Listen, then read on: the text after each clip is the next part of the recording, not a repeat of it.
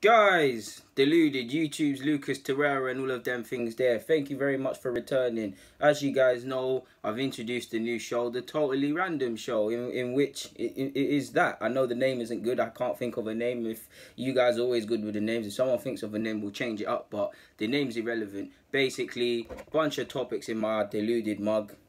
Plug it again, Deluded mug. Yeah, I'm literally just going to talk about whatever the hell I pick out of then. So you know I'm not faking it and stuff. I've cut them up, as you know, put them in there. Any questions you want me to ask. Obviously Q&A, I do the questions things mainly with football. That could be questions of all sorts. Any topic you want me to speak about, just comment that and it'll get slapped in here. And if I pick it out, I'll pick it out. So let's crack on, man. Talk about a couple, so you guys see it.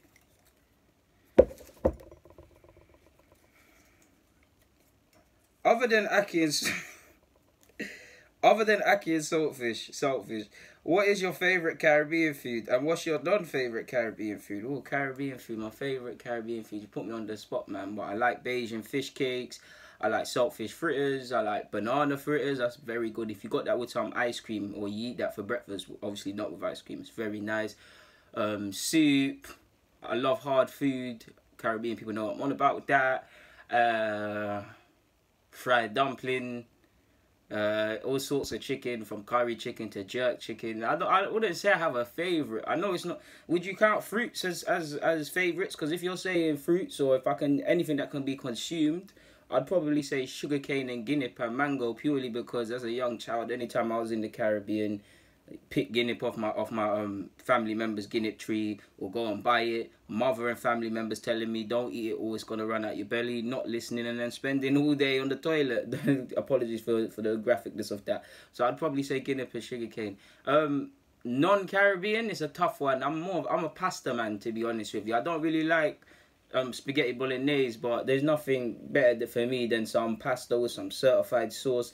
I'd probably say pasta, mainly anything chicken based. I'm on it. Hey, back to Caribbean. How can I forget patties, man? All sorts of patties. So yeah, going back to non-Caribbean, it'd probably be something pasta based. Yeah, man, I don't really think I have a favourite food per se, but it'd probably be pasta based, carbonara or whatever this is called. I'm surprising myself if I said that correctly. But that would be it, my guy. So that's your question done. Next one.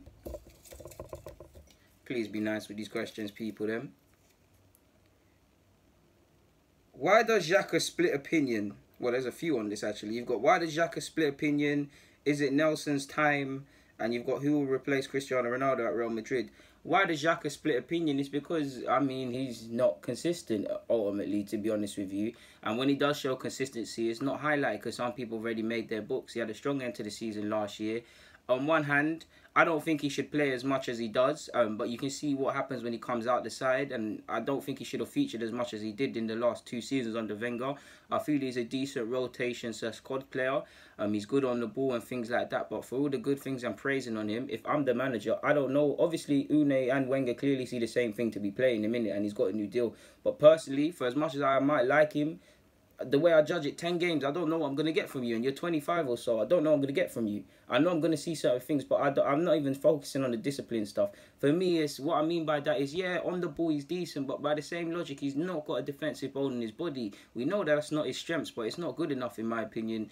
He loses the ball in silly areas. He puts people under pressure in silly areas. He puts himself in pressure in silly areas. He tries to play out in silly areas. I think he probably needs to define himself at Arsenal. What sort of midfielder are you? We know you're a deep line playmaker, but you've said you're a false 10 yourself. So that would probably be it, my guy, and why it divides opinion. And probably because people saw that the fact that he can open his mouth and he's a bit of a prick to people, and I like that sort of stuff, that they would see him as this destroyer who's going to come in and shore up the midfield. So he hasn't been helped by that because we've had some underwhelming midfielders. So that would probably be it. In regards to Reiss Nelson's time, I'd love to think so. And in regards to Cristiano Ronaldo replacing him at Real Madrid, I'm not too sure because Lewandowski said he's happy at Bayern Munich. I'm not too sure if there are other targets. Bale looks like he's doing his thing. For me personally, it does look like they need someone. They need a star. They might as well just bid for Neymar, to be fair, or just throw a blank check at Kylian Mbappe because I don't need to explain to you who he is and what he's going to be. He's going to be a star. So that would probably be it, my guy. Let's get a couple more in, man. Oh, I didn't pick anything else out there.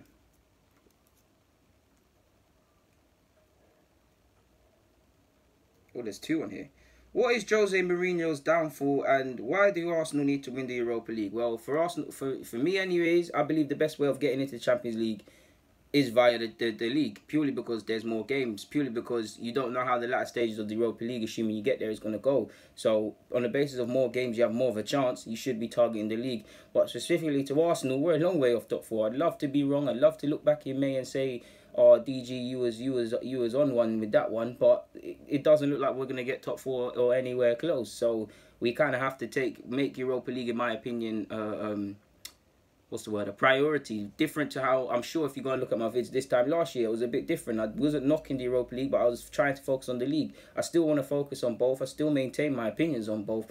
But for me, the Europa League is something we've got to take very seriously, and we have to win it, in my opinion, to get Champions League next year, because I can't see it happening through the league.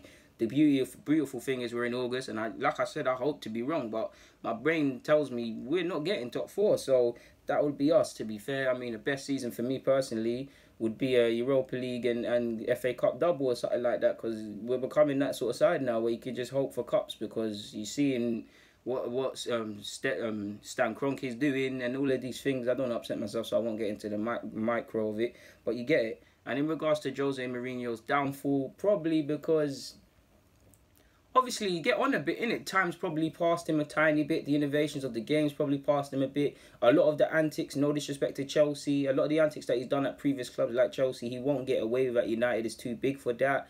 So that's probably helped him. Not helped him, sorry. The needless battles between players, the stuff with Shaw, the stuff with Pogba, Martial, whether these things are true or not, it's draining, and it takes away your energy from focusing on the lads. And I do think all of these players, I've said, they give their all for the United shirt, but are they giving their all for Jose Mourinho? Probably not necessarily. And likewise with him, is he probably doing the best by them? Probably not. So I'd say the antics, the whole woe is me. Obviously, he's not been helped out by the transfer market specifically this time.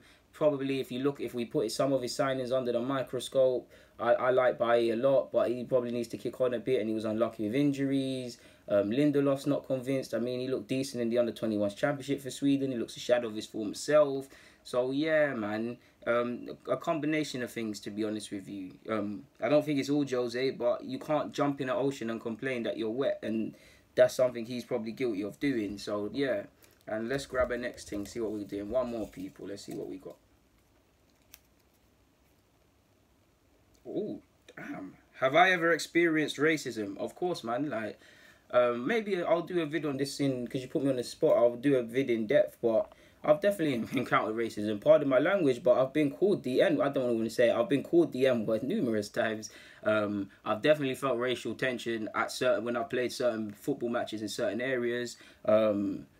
Yeah, man, I've dealt with it in school as well. If I told you half the things teachers used to say, it's a movie, you wouldn't believe me. Like, would you imagine if 20 black kids got put in a room and she was saying, oh, a teacher was saying stuff like, oh, I do a lot for black kids. Why can't you lot stop causing trouble? Why can't you lot are incapable of this and that? People can, it's not just me. I won't even name the teacher's name, but people that went to my school, if you went Winchmore, you know, innit? You know what was happening, and you was in my year from 06 to 2011, and you was specifically in my side of the year, you know what. So I've definitely experienced racism.